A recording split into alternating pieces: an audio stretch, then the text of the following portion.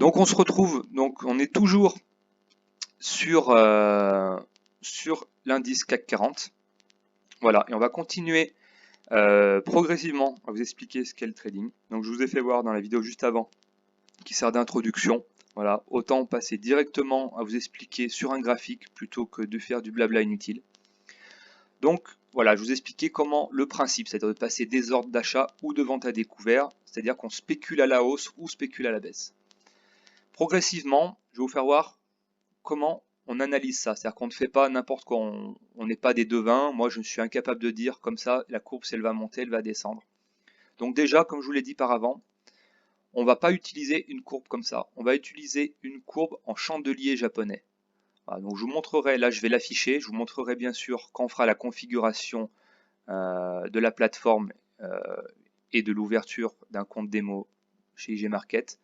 Je vous expliquerai comment fonctionne toute la plateforme, ne vous inquiétez pas, pour l'instant je vous explique le principe. Donc ici je vais changer, je vais mettre, au lieu de mettre une ligne normale, je vais mettre chandelier, ici, vous voyez, chandelier, voilà, et je me retrouve avec ça. Alors qu'est-ce que c'est que ces chandeliers qu'on appelle aussi chandeliers japonais ou bougies japonaises? Eh bien, c'est très simple comme fonctionnement. Voilà, donc vous voyez ici, je suis sur une unité de temps de 5 minutes. Donc chaque bougie que vous voyez là correspond à 5 minutes de temps. Voilà. Si je change l'unité de temps ici, si je me mets sur du 4 heures, chaque bougie correspond à 4 heures. C'est-à-dire, vous voyez, cette bougie-là, elle a commencé à 1 heure du matin et elle a fini à 5 heures du matin. Voilà, elle aura clôturé. Je vous ai expliqué l'ouverture et la clôture de ces bougies, comment ça se passe. Voilà. Si je me mets sur du mensuel, chaque bougie correspond à 1 mois. Vous voyez, donc au bout de 12 bougies, vous voyez, on est à 1 an, voilà, 2 ans. Voilà. Donc c'est le CAC 40 vu sur du très long terme ici. Vous voyez, ici on est déjà, là je suis en 2004. Vous voyez, ici. Vous voyez, 2007, 2009. Voilà, là, ici je suis en 2011. Chaque bougie c'est 1 mois. Très bien. Donc on va repasser sur le 5 minutes, hein, peu importe. Voilà.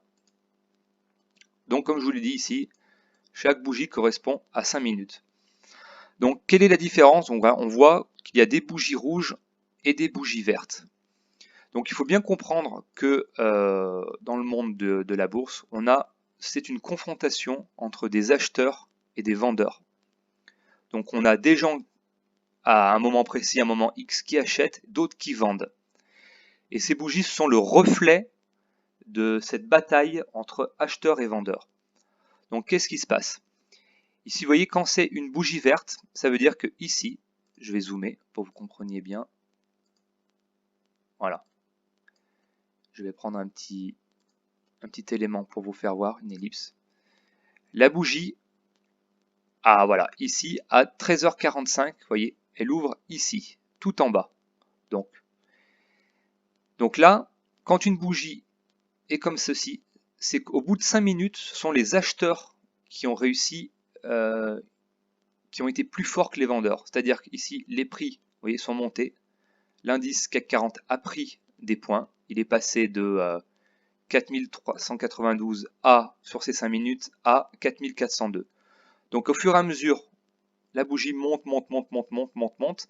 Elle est montée jusqu'en haut ici, où vous voyez que ça fait une petite mèche qu'on appelle des mèches ou des ombres sur des bougies. Vous voyez, si j'arrive à zoomer encore un peu plus. Vous voyez ici ce petit trait. Voilà. Elle est montée jusqu'en haut pendant ces 5 minutes. Je ne sais pas quand, hein, peut-être au bout la première minute, elle est peut-être montée jusqu'en haut. C'est redescendu comme ça. Et elle a clôturé ici, exactement ici. Vous voyez, voilà. Là où il y a le petit rond. Là. Elle a commencé ici, la bougie, elle a clôturé là. Voilà, très bien. Donc ces bougies vertes, comme ça, on va appeler ça des bougies haussières. Les prix sont montés. A l'inverse, cette bougie rouge représente une force des vendeurs.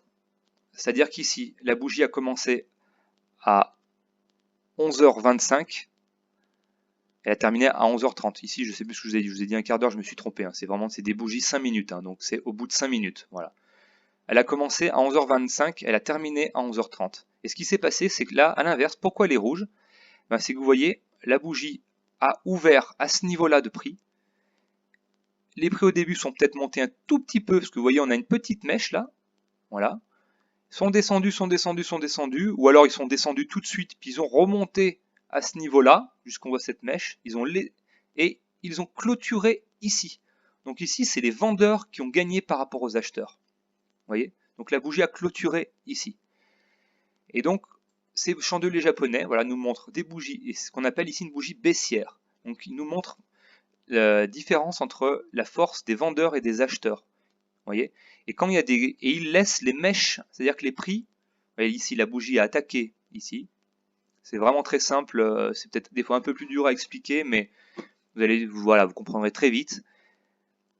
La bougie a ouvert ici, les prix sont montés jusqu'en haut, jusqu'en haut, jusqu'en haut. Hop, les vendeurs se sont mis en action, ils ont repoussé les acheteurs, voyez, et les prix ont clôturé ici. Donc ils ont quand même clôturé la hausse, puisqu'ils ont ouvert ici, et ils ont clôturé là, mais ils ont laissé cette ombre au-dessus de nous, qui nous montre qu'en fait les prix pendant 5 minutes sont bien montés jusqu'ici, mais que les vendeurs ont shorté le marché. Ils n'ont pas réussi à faire passer la bougie en baisse, c'est-à-dire qu'elle a quand même clôturé en hausse par rapport à son cours d'ouverture. Mais voilà. Et donc comme une bougie comme celle-ci, vous voyez, elle a quasiment, elle est haussière, mais alors vraiment très très peu, vous voyez. Elle a ouvert ici, elle a clôturé à peine au-dessus. Donc là, on a eu une très grosse force vendeuse, vous voyez, une très grosse confrontation entre acheteurs et vendeurs. Les acheteurs, ils ont monté les prix jusqu'ici, jusqu'ici, jusqu'ici. Les vendeurs, pendant les 5 minutes, les ont repoussés. La bougie a clôturé ici. Vous voyez? Donc, on a beaucoup plus d'indications sur ce que font les acheteurs et les vendeurs que de mettre une courbe, voilà, une simple ligne comme ça, où on voit simplement des montées et des baisses. Voilà, avec les chandeliers japonais, donc on va dire 99,9% des traders utilisent ces chandeliers ici. Voilà, simplement pour info, il existe aussi d'autres chandeliers, excusez-moi, je ne suis pas sur le bon graphique, qu'on appelle des ekinashi, voilà, qui ressemblent aux chandeliers japonais, mais qui ne sont pas calculés du tout, qui sont pas du tout pareils, si vous voulez. Donc je n'aborderai pas ce sujet-là. C'est des chandeliers de toute façon que je n'utilise pas. Restez sur les bases, surtout quand vous êtes débutant. Vous utiliserez simplement les chandeliers classiques japonais et c'est très très bien. Et moi je les utilise encore. C'est ce qui nous donne les meilleurs résultats.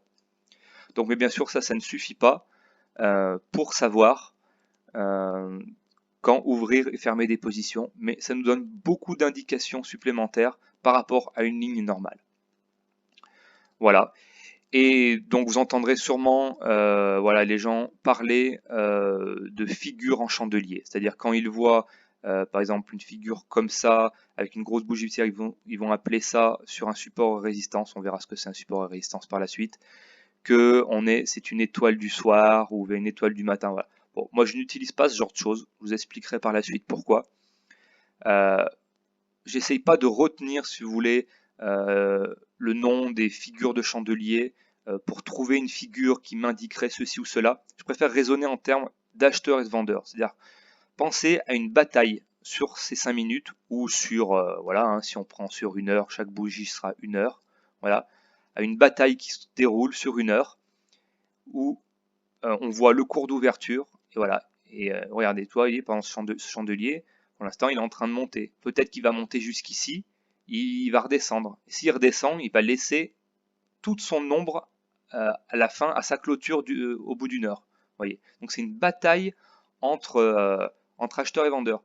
Si vous voyez une bougie qui n'a aucune ombre, c'est-à-dire qui commence, vous voyez, comme si elle commence ici et elle ferme là, c'est-à-dire que c'était une bougie où les acheteurs, il n'y a eu aucune hésitation, il n'y a pas eu de force vendeur, ils sont montés tranquillement et ils n'ont pas été repoussés. Voilà, c'est comme ça qu'on pensait simplement, voilà, à un combat entre acheteurs et vendeurs sur une période. Une période, c'est une bougie, voilà, qu'on peut changer. Voilà, je peux mettre sur 1 minute, par exemple. Vous voyez, chaque bougie représente 1 minute.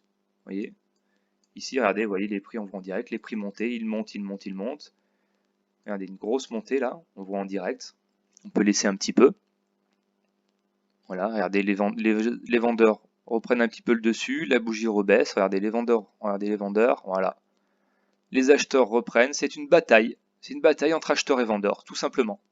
Qu'on ne voit pas vraiment sur une courbe. Alors, évidemment, on voit la courbe monter, redescendre, mais elle ne laisse pas de trace. Ici, elle laisse ses ombres, qui nous indiquent que les prix sont montés jusqu'ici. Voilà, regardez, on a clôturé ici, l'autre bougie ouvre à ce niveau, et regardez, et là, les vendeurs reprennent un peu le dessus, la bougie devient rouge. Là, elle est en dessous de son cours d'ouverture, elle redevient verte. Voilà, je pense que vous avez compris le principe des chandeliers japonais. Donc on va continuer petit à petit les vidéos, et voilà, toujours pas à pas, étape par étape. Merci et à la prochaine vidéo.